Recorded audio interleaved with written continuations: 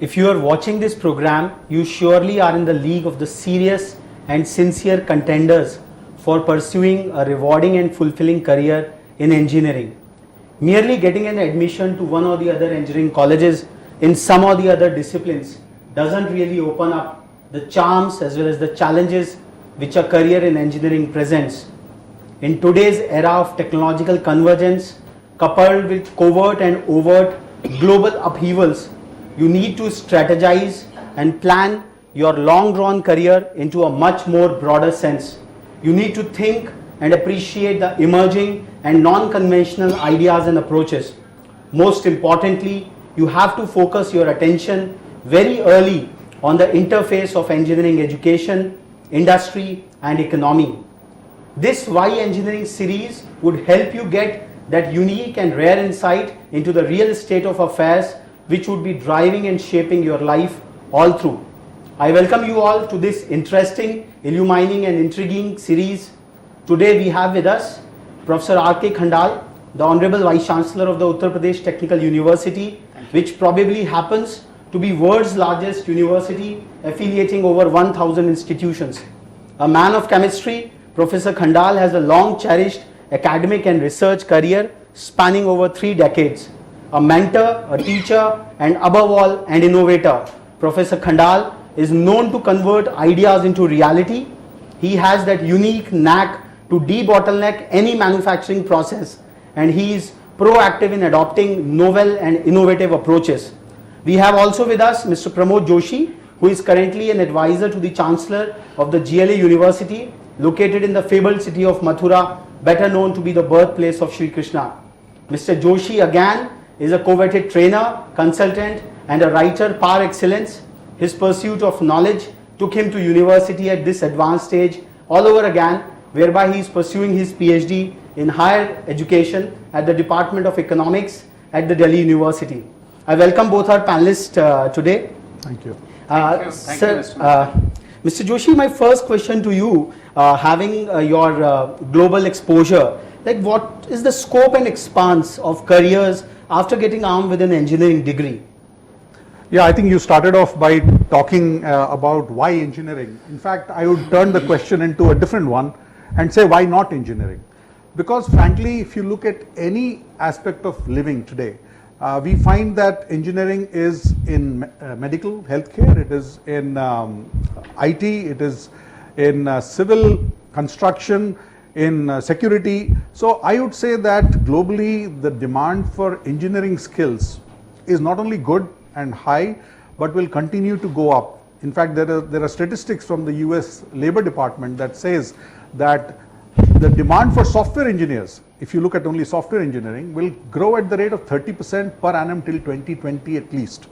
So globally as well as in India, given the way the economy is going and given the way technology has made its way into almost every facet of human life, I think engineering is going to remain evergreen subject. Sir, very well said. In the global context, my next question would be to Professor Khandal. Sir, there has been a marked shift in the global scheme of things, whereby it is seen that the high-end research and innovation-led economic growth has got concentrated in certain geographies as well as nationalities. And very many artificial barriers are considered like they are being imposed in front of those emerging ones. Now, in the context of India, which is being seen as an emerging nation, how do you see this shift of transferring the high-end research and innovation-led economic growth in this part of the globe? First of all, I must thank you, Mr. Mittal, for this wonderful series that you have started. Thank you, sir. It is very important for the present scenario where the developments are happening at different stages and different phases in the world. And as has been said by you and Professor Joshi, why engineering is because we need innovations. Why engineering is because we have so many problems. So if we divide the whole world in 3 classes, like the developed world, developing world and underdeveloped world. For developed world, we need engineering for sustainability.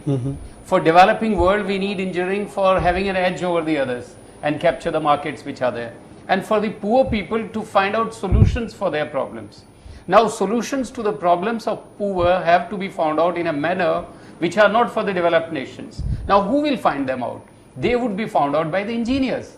So, if as long as you have problems of different dimensions, different degree, you require engineers. Hence, the situation is that you need engineers, first point. The second point is about innovation.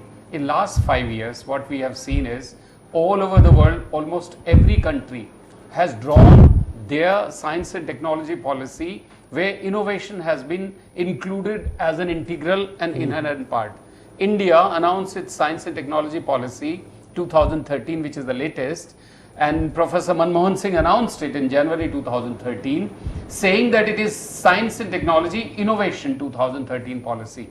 Now, when you say innovation, who will do innovation? Innovation will not be done by robots. Innovation would be done by the students of engineering, students of science in the universities. So, if you want innovations to happen, and innovations are necessary, we know, for the growth and for the sustainable growth, we need engineers, and all those engineers to be able to innovate, you need to have ecosystem specific to the environment. Like I come from UP Technical University, which is in UP.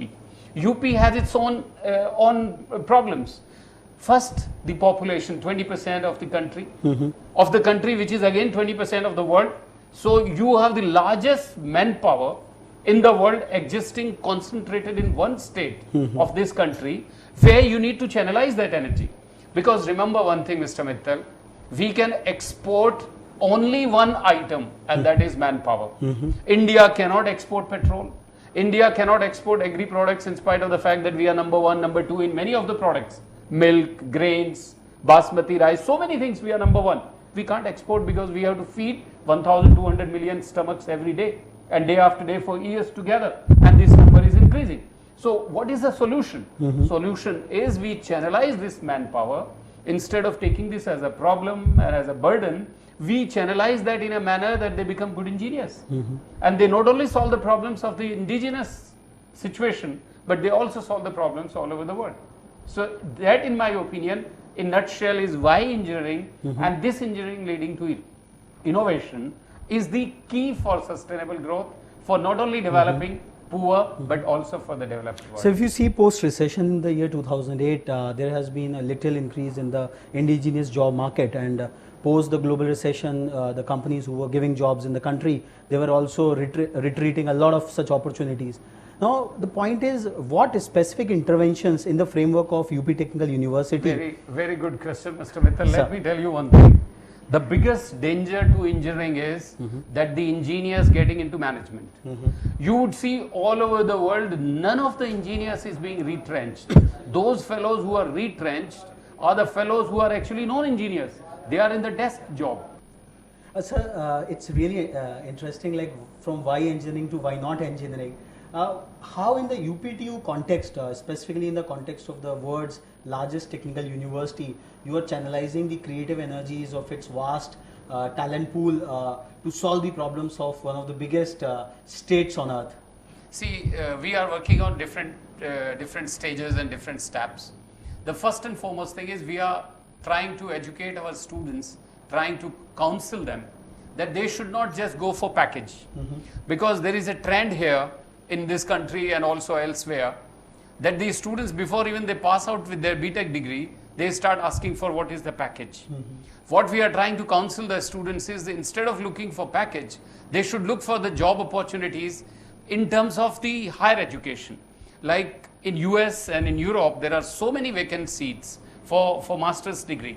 These engineers from India, they should, instead of looking for immediate jobs from the BTech, after the BTech degree, they should go for master's degree in US, and there are so many positions. And interestingly, the other day I was there in Indianapolis University in US, and I was surprised that 80% of the positions of master's degree are captured by Chinese, and it's only about 20% which are there with Indians. Now, this is one thing that we are doing with the students. Instead of just going for job, they should do this. Second thing is, the biggest problem with UP Technical University is because of their background of Hindi, they always suffer from, being not being able to so communicative in English. Unfortunately, all people who come to hire these engineers, young engineers, they actually want them to speak in English. So we are trying to tell the industry people that for God's sake, don't actually evaluate them based on how they speak. Because in my opinion, engineers are not supposed to speak. Engineers are supposed to actually do with their hands. Engineers are supposed to work with their mind, not with their tongue. They are not politicians. So this is the second aspect we are trying to do it. Of course, at the same time, we are trying to brush up our students with proper communication skills, and communication not just by verbal, but by writing and also by demonstrative in terms of doing projects. The third thing we are doing in UP Technical University is that we are trying to create a culture in which we are involving the engineers working in industry. This is a new concept that we have brought in, and this is a concept which is going to pay dividends in time to come. Now the concept is like this.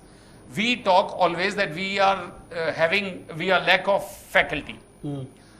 This idea came from the fact that we have hundreds of thousands of engineers who actually are in institution of engineers, different engineering streams. They are working in industries. Now they are working in the industries, but they don't have linkage with the education. So we are trying to sign an MOU with the institution of engineers that all their engineers working in different industries, different streams, they would become our visiting professors. Okay. Now this way what will happen is the young engineers, they will find one mentor. The second thing is they will learn from them directly. So the skill development, the vocationality, the problem solving capability, this all will happen automatically, matter of factly. The last point is that when we do this, our engineers will be exposed to the areas where the real problem exists, because these mentors will take them. I give you the example. For example, metro. Now when they see an engineer heading the metro, like Mangu Singh Ji, who is a civil engineer, who is from one of the IITs, he is heading metro. When they see an engineer is heading this, so one mentoring is done. The second thing is they get an opportunity to go to different areas of, like their washing area, their servicing area, their signal system, their electronic system, their software system, all that they get exposure to. So this is the way we are trying to create an ecosystem where students get directly linked with the industry through their mentors, who are the engineers who become actually our visiting professor. The other thing which we have introduced in the UP Technical University is about building various institutes of UPTU having Tod Ford Jod centers. Okay. Now Tod Ford Jod centers basically are innovation centers in a way. Now what we are asking, we have asked every institute, and many of our institutes have already put in. They bring, for example, a vehicle, say for example Suzuki. All the students open up the vehicle, that is Tod. Then they break their parts, that is Ford, and then they themselves reassemble it and do it. And they in their own style. So that means the design basis, design criteria, design capability, the performance of improvements, innovation, all that will happen. So much of transcendence in just less than 2 years of coming over as the Vice Chancellor of the university. It's really encouraging, sir. This is because I tell you, other than you please understand one very simple thing. Only 10% of the engineers produced in India come from institutes like IIT, NIT, etc. And remember, 80% of the budget of Government of India goes there. And it is 20% of the budget which goes to other institutes which are not in that category. And it is there where the chunk of the engineers are coming. UP Technical University is unique and better than many of the universities is because of simple fact that we have private institutions where the edupreneurs are really visionary. They have put in, they have a lot of things at stake, not just for making money, but actually for creating knowledge. And let me tell you, if India has to survive, it has to survive only on knowledge economy. We cannot survive based on, we had revolution which is green revolution, white revolution. Now it is like Modi ji says, pink revolution, that is a knowledge revolution, energy revolution. So that will happen only by states like UP, that will happen only by universities like UPT. Sir, I would move on to our next segment, which is the courses in engineering. Reports like Engineering UK, which analyze in greater detail about the various jobs available and the various, the number and the quality of engineering students in various branches of engineering, they emphasize a lot about the local economy. Now in the context of India and especially in the context of Uttar Pradesh, how do you think that how relevant is our engineering education today to meet out the local and the regional challenges of the economy, which are more getting dependent on scientific and technological innovations? See, I think as Professor Khandal said, UP represents a very large percentage of India's population, which in turn represents a very large percentage of the global population. I would like to see UP as a source of engineers who not only meet local and regional challenges, but global challenges. I think the fact that UPTU itself is a very large university, and then there are private universities that have come up in the state of UP. I think there may be about 10 or 12 that initially started off as institutions within UPTU. For example, GLA University. It used to be an institution under UP Technical University and now has become a full-fledged private university. So I think UP can service not just the regional ambitions, but also national and international ambitions. We have enough manpower, and given the right kind of innovative ecosystem that Professor Khandal spoke about, I think the fact that this Jod Tod Ford thing is happening, what is it all about? It's about getting students to work with their hands. Theoretical knowledge is something you can pick up in the classroom, but you have to step out of your comfort zone, get your hands dirty. So if we can inculcate in our engineering students in UP regional mindset of working on regional challenges, but also being aware of what's happening around the world. Because I see no reason, for example, a software engineer studying at GLA University, or let's say a college under UPTU University, needs to limit his ambitions. We had, for example, at GLA University recently, a Japanese company which works on gaming software come and pick up 2 computer science students at a fairly attractive package. Why did they come all the way? Because they see that one small city in UP is able to provide just the 2 engineers that are going to service their needs. So I would say UP should dream big. Certainly local challenges are important. There is sanitation, there is transportation, I think engineering, construction of What about the local irrigation. SMEs? What kind of support which universities like you can give to the industries which are in the local vicinity? Very good question. In fact, SMEs are often starved of engineering talent because of the economics of it. Big companies can afford to hire engineers, paying them 4 lakhs per annum or 5 lakhs per annum. SMEs do not have the kind of economics. Now, and also, SMEs usually don't need a full-fledged BTech. So therefore, we also have a concept of engineering diplomas, where a polytechnic can service the needs of SMEs, where you provide students who have a diploma in civil or mechanical or electrical or even electronics, and they come out and service the needs of the SME, which is a very vibrant segment in UP. So would you like to reflect upon I it? just want to, what Professor Joshi has said, I just would like to elaborate. You see how the medical science has been growing. Each medical institute has a hospital nearby. And a doctor, when he comes out of the institute with a degree, he actually day in, day out, he is subjected to patients, seeing how the operations are done. On the other hand, in the case of engineering education, we don't have institutes attached to the industry. And that is where the scope of SMEs come into the picture. Now see how unique UP is. UP is unique because, number one, the people who are there in UP till the other day, not educated people. But these people were skilled people. So you will see maximum number of handicrafts, maximum number of skilled workforce doing very designing things with their own hands. Actually, they exist there. Now, if you are able to club that with the university education system, that means the formal education, that is you produce engineers, plus the non-formal education that you have all these fellows who are doing with their handworks. For example, we have a course called automobile engineering, right? We can teach them all the theory that is there in the class, but the real learning happens when the job is done in the workshop. Job is done on the assembly line of the automobiles, automobile machinery, painting, paint shop. Now, if we are able to club this together, and that is what we are trying to do, UP Technical University, we are bringing it closer to SMEs. This is where the spectre of employability, which is hurting us severely, would get redressed. Absolutely. Now you see one thing, how they do it in Europe and America. How is MIT developed? MIT goes into small places. Of course, US is already at a platform which is already developed. But even there, MIT goes to micro and small, medium enterprises.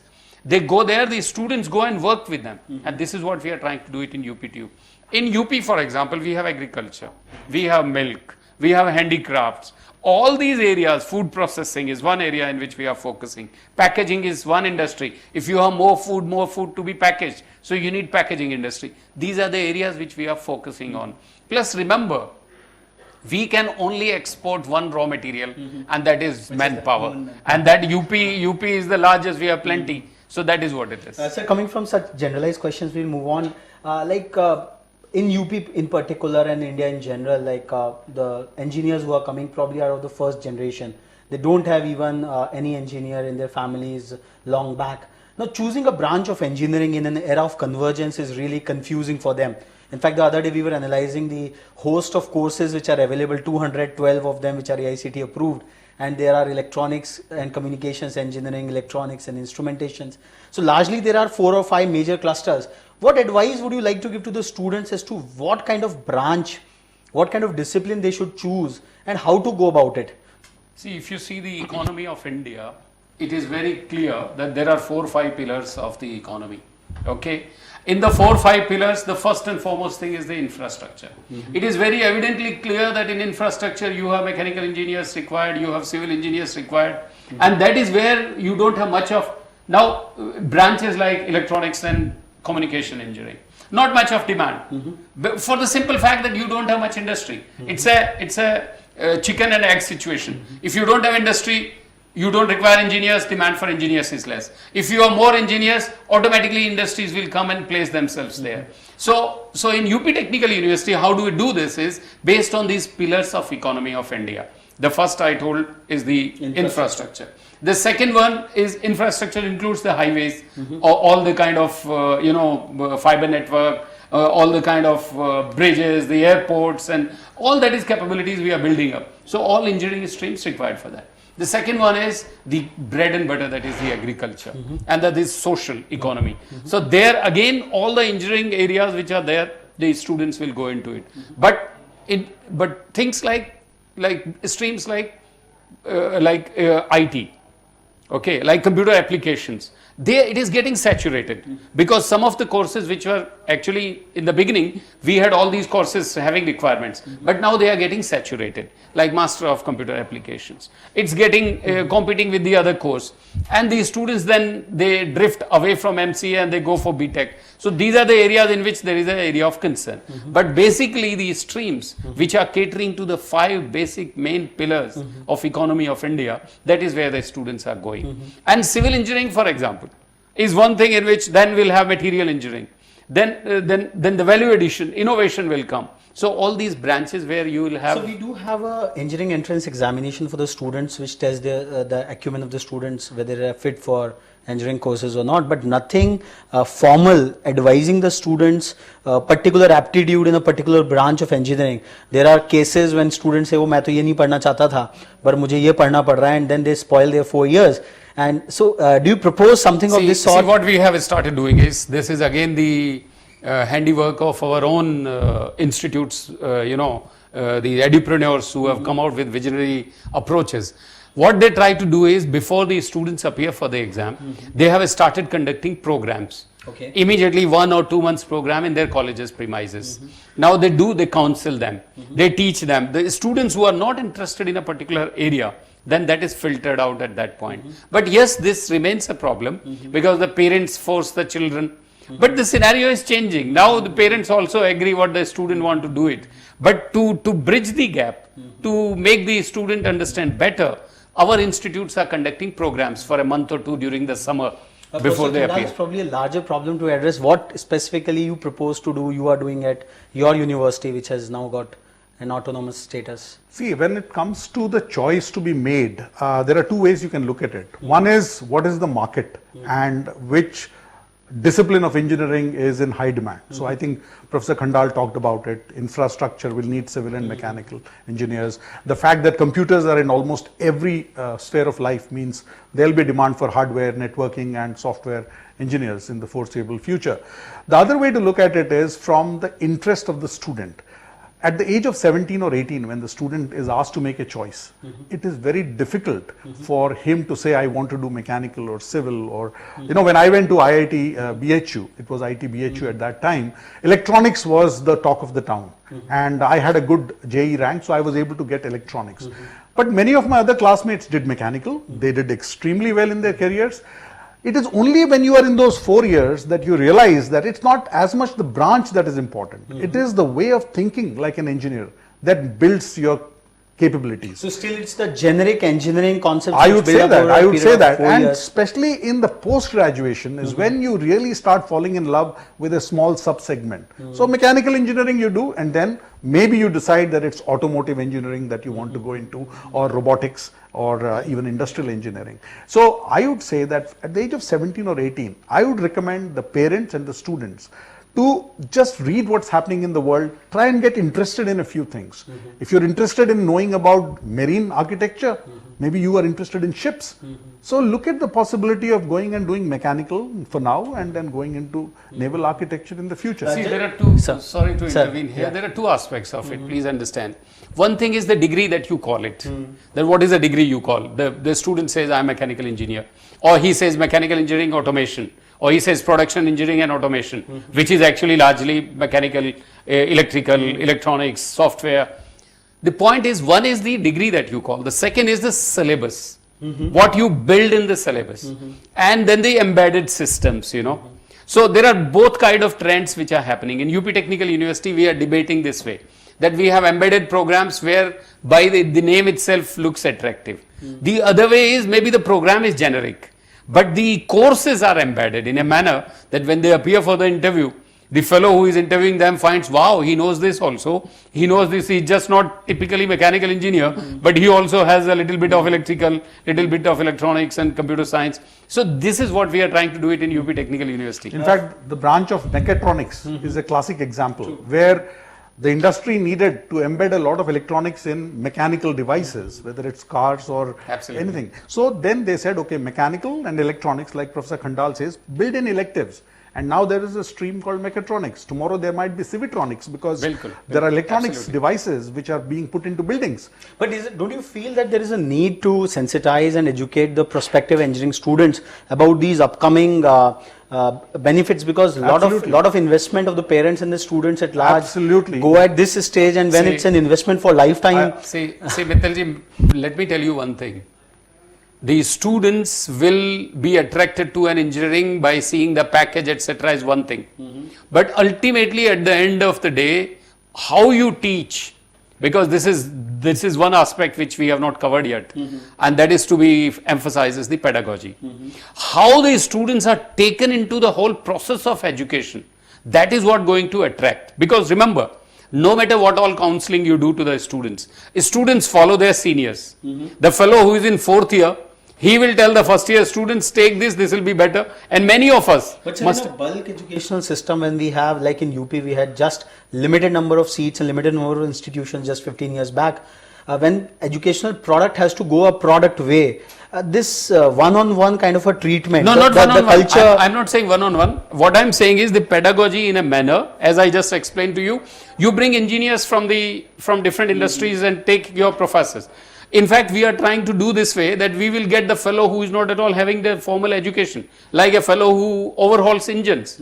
For example, you bring him in the laboratory. He will teach your students, open up the engine, show how the engine is opened, because even your professors cannot open an engine. And an electrical engineer may not be able to rewind a machine, a motor. That kind of industry interfaces kind of within the academic institution will open up the vistas, and this is what the way you educate the students, that will attract. And that is what is happening, because many of the students want to go and study there. UP Technical University students want to go and study there is because they have enjoyment. You make the education enjoyable, that is more important than making them feel that they will get a package. Let me tell you, no matter what the package is there, if the education is not enjoyable, and that is where the pedagogy is very important. UP Technical University is focusing a lot on the pedagogy. That is what is very important for us. maybe pedagogy at yeah. your university. Yeah, Raghav, I mean, if you also look at it today, a student has far more sources to look at. He goes on the web to see, there are magazines, portals that tell you more about which branch, what opportunities, etc. So there is one general counseling that is happening at a very, I would say, global scale. But then individualized counseling does have a role to play. And for example, at our university, at GLA University, where I'm an advisor, for the last 2 seasons, our teachers have been going out and during the admissions season, they are actually meeting students, trying to answer their questions about a specific branch, and also advising them if you. Some people may not be cut out The for large engineering. orientation programs which Professor Khattar was talking about. So there's a filtration process. Sometimes you have to tell the students, maybe you're not cut out for engineering, you might want to look at basic sciences or look at a BBA. So that kind of a counseling does have a role to play, though the students can go and look up umpteen websites. Well, See, for the sake see, of one please, sir. point, Yes, sir. Mr. Mittal, Sir. before we actually end, I must say, the biggest thing that the government of India and the policymakers of India must focus is that we must de-link ourselves from the number of marks a student has secured with the capability of being an engineer. Okay. In my opinion, you see, I just cite this example to everybody. In IITs, and that is where it is related to value addition also. In IITs, we have the minimum percentage marks with which the student is admitted is 85%. And by the time he comes out of IIT, he is 60% level. In UP Technical University, minimum percentage marks is 45%. And when he gets out of the university, he is 65%. What I am saying is that too much of emphasis on the number of marks being seen as the capability of a student being able to become an engineer or not is not the right thing. So I think no, we are suggesting that we were just on the No, I'm not saying you are There is a suggesting. persisting predicament of the parents at large and the students at large who come as a first generation engineers, ki whether should I become a civil engineer or a computer engineer or a mechanical engineer or an electrical engineer. Now at that level in the tier 2 and tier 3 towns, when that kind of information and knowledge is not there, so probably that's an area where we have to further up our efforts, because in our stratified academic system, whatever branch you choose in the first year, you are not allowed to change it in second years, because the point which I was trying to emphasize, I perhaps Sir. did not put it properly. In India, those who are from IITs and NITs, they kind of like boss over those who are not from IITs. Okay. Now, what happens is they kind of become the the preachers. Now, the moment they start becoming preacher, the institute like ours in UP Technical University, they feel lower down. What we are trying to do it in UP Technical University is working with the teachers and with the students. Don't yourself feel lower down. Okay. You are capable of becoming an engineer. And how do we do it? We do it at the inspirational level basis. We do it at the challenge level basis. You give little challenges to the students. I have been to the institutes where students have themselves devised so many equipment, small devices for the agriculture, for the farmers. Now, this is what will take them up. This is what I am saying. so the raising the morale of the students at Absolutely large is very and important. giving them the confidence that they can also add value to their Absolutely. local vicinity, to Absolutely. their regional areas and national and global. Absolutely. They can make a dent. And over this is there. how this Tod Fort Jod is actually playing a big role. Because then they are able to demonstrate themselves, we can do this. For example, an electronics engineer, can he go and repair a watch? We are trying to ask the electronic engineer fellow, go and see how the fellow repairs a watch. Sit down and spend a day or two, a week with a fellow, those who repair watches, In India, you can get any kind of watch and get it repaired. In India, we have so many repairers. You have any laptop of any company, it can be repaired in India. You go to any other part of the world, you won't be able to get the laptop repaired. But in India, you can get it repaired. That means these fellows have skills, engineering skills. So this basically answers my next question, which I would have said that the expansion of such a large number of institutions has probably enabled the nook and cranny of the Absolutely. state, Absolutely. where talent pool has got empowered, it Absolutely. has got higher technical education, and it has some contribution to play Absolutely. at all levels. See, I have a small map of map the UP with different states, how our institutions are located. I will forward it to you. You can use it. In different parts of UP, we have close to about 700 institutes. And you would see even in the remote and in the rural areas where you won't even have any other amenities, but you have a UP Technical So in University. fact, for your information, in the year 2010, Engineering Watch was the first to draft that whole map of Uttar Pradesh, putting Yes, everything. I am aware of it. Yes. So that was, we had started, and we had also Yes. created an engineering atlas of India, Absolutely. where India's 400 districts have got at least one engineering college. Absolutely. So we are also approaching those development makers, like let us saturate. You know what is happening now? We are, in the last 18 months that I have been there, I am trying to create UP Technical University as the technical education hub of India. You know what we are catering to? We are catering to Jharkhand, we are catering to Bihar. These students are coming from Madhya Pradesh. Now students will be coming this year also from Haryana, Rajasthan and Delhi. And we are taking these students from different part of the states where this kind of education is not easily available. So last but not the least, after the selection of the right branch, as you said, that it is more about going to any drill, and sir said that there are 5 major areas where you can just select your course. Now after a course, how to select a right college? Now what parameter should a student look at before choosing a particular college? I would start with Professor Joshi. I think if I look at it from a student's perspective, many students look at the placement first to see what kind of salary students are getting on graduating from that college or university. But I think that's a little short-sighted, because I think if you are an engineer, you should look at your career as a marathon, not as a 100-meter sprint. In a marathon, the person who's leading in the first 100 meters normally doesn't end up winning the race. The one who wins the marathon is the guy who's been pacing himself appropriately.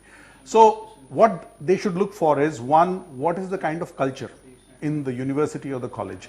Is it a culture where they can ask questions, where they can have teachers who have taught at a level which is like IITs or even NITs or other good colleges?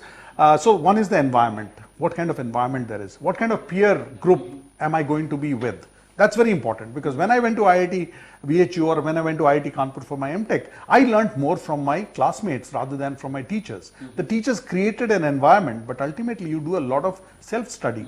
So if that kind of an environment is there and you have the right peer group and you have teachers who can handhold you, I think you are going to the right place. Placement will take care of itself.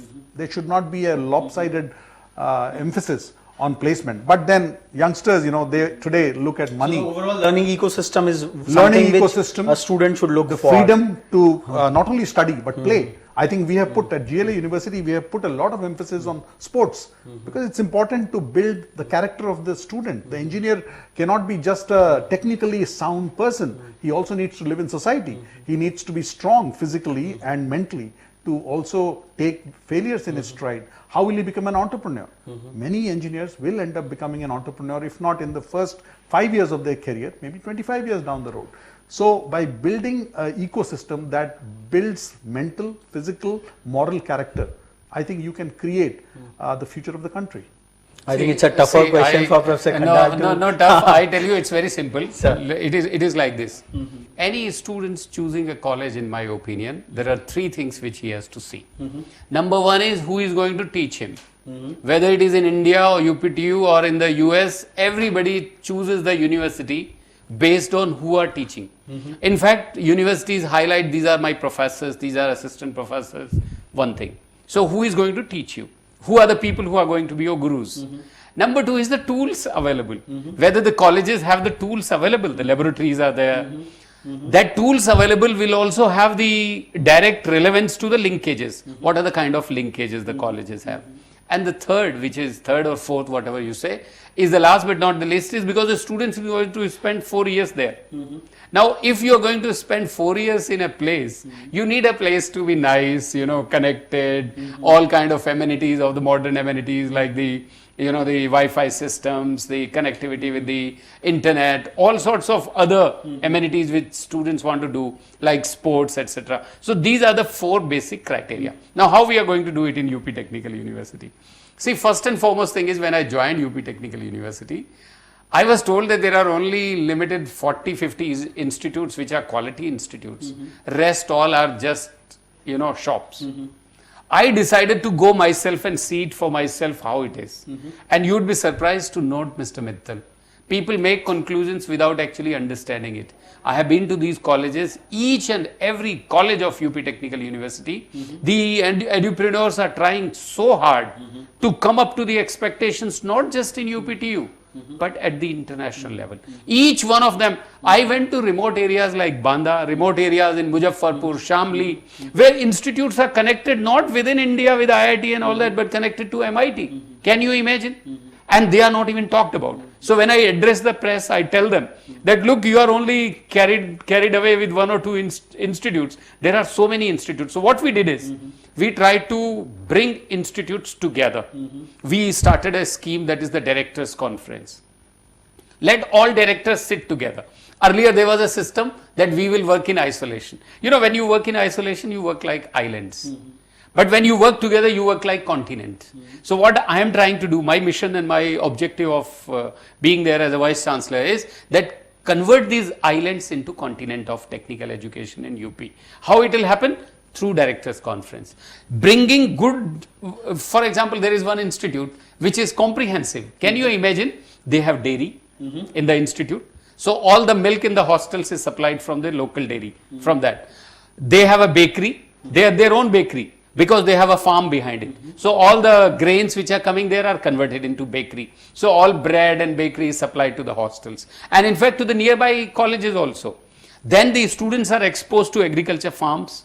Plus you have the SMEs nearby, you know, they are taken to the handicrafts area. So these are some of the things which we are trying to do it in UP Technical University to see that it becomes the hub of technical education. Professor Khandal has put the entire debate and deliberation to rest, and an ever charismatic and very hopeful Vice Chancellor who says that not just 40 and 50 colleges are good. I have visited the nook and cranny of my state, and all the colleges have some or the other unique voice in themselves, and that is where it showcases that these colleges have a role to play in the growth of the state and contribute to the national growth. I would like to thank all of you, sir. No, but before ending, one point is remaining. Sir. I think we should address that. Sir. See, in India, we are so much of preoccupied with one simple concept, engineer, engineer, engineer. There are many other branches which are very connected to engineering. For example, fashion design. For example, architecture, like marine architecture, Joshi ji said. There are many branches which are sustainable architecture, green architecture. They are seen in silos. They are not merged into. They are not merged into engineering. Okay. So these are areas, for example, I just discovered in one of the convocations, I asked the lady, I said, Madam, where are you working with the degree? She says, sir, I have launched my own brand. For example, hotel management. Now, hotel management is not just management, but catering technology. You have food technology, you have food safety, so many, your sensory evaluation. Today, can you imagine, in France, we have so many evaluators of wine. You know, they check the wine, do it. But in India, which is known for food, do we have the food testers? We don't have. Do we have, suppose somebody wants to introduce new variety of biscuits in India, and he wants to evaluate whether sensory point of view, South Indians will like it or North Indians. We don't have sensory evaluators. These are the areas in which now UP Technical University has started focusing on. Okay. Yeah. That's really encouraging, because in a diversified economy, world over engineers are working in an interdisciplinary manner, and we already have silos because somewhere or the other we were just getting work from outside and doing it as per their dictum, and this is probably the first sign of self-reliance where our academic system is moving forward. We will move UP Technical University from discipline-oriented to anti-discipline. The way the world is going. We will make it anti-discipline. We will call it engineer, but anti-discipline. I mean, he will comprehensively. So last but not the least, one question, a bit ticklish one. Like, do you mind some of the best performers of your university moving out and creating their own ecosystem? Or how do you visualize that? I enjoy it. I enjoy it. You just imagine, suppose you are a businessman and one of your employees becomes an entrepreneur. I think you will be always happy. You will say, oh, so-and-so was working with me. So it is a question. Look, so it's a mark of great success in the university curriculum. It's a mark of our feather in the cap. Okay, suppose GLA has become university today. We are very proud of it. And you see, UP Technical University has so much of scope. Remember, our GER today in India is only 15%, and we have to go to 30% in just next 10 years. If you have to double. You have to double number of institutes. You have to double the number of universities. We have only touched the tip of iceberg. I tell you, if we focus just on education, if Government of India focuses just the elections are going on. If their prime focus is only on education, I tell you, this itself is a big issue which can take India into developed world. We will be able to be called ourselves developed only when we have all 1,200 million people, all educated, all completely innovative minds. we can win the worlds. You know, we don't have to go anywhere, people will come here. This is what my belief, and this is what we are trying to do it in UP Technical University. Thanks a lot, sir. I think it was a fantastic interaction with Professor Khandal and Professor Joshi out there. For the sake of our viewers, Engineering Watch in its relentless spree to empower the engineering education in the country is working on a large number of innovative products and services.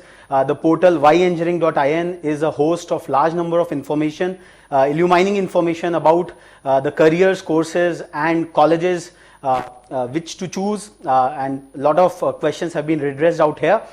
We do have created a helpline which will get active from 15th of June. The helpline is 011-4761-9646.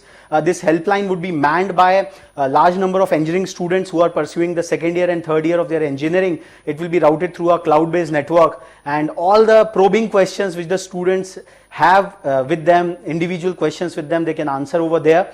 Engineering Watch is also coming up with a series of 5 booklets. Do you have a computer science engineer in you? Do you have a mechanical engineer in you? Do you have a civil engineer in you? Likewise, these books are also getting released on the 15th of June. You would be watching this episode till then, and you can log on to whyengineering.in and take advantage of these knowledge products and services which are being offered by Engineering Watch. I thank once again our panelists for such illumining interaction. Thanks a lot, sir. Thank you very much. Thank you.